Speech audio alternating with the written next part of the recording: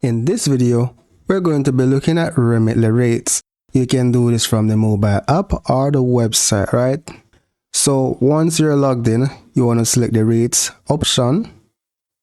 And then to see the rates for your country, you're going to scroll down and let's say favorite currencies, select add currency. Here I'm going to search for Jamaica. And the exchange rate to send to Jamaica is $113 and basically 90 cents.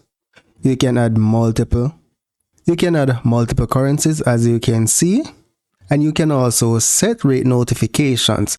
So if the rate goes above 114, I will get a notification.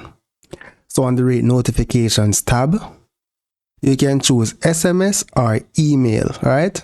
And you can also select your frequency and then select save.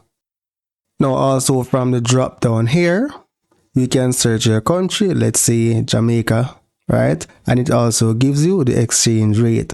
Now this will fluctuate. Now when you hover over this line, you'll see the exchange rate, how it fluctuated over time. So that's it for now guys. Thank you for watching and see you in the next video.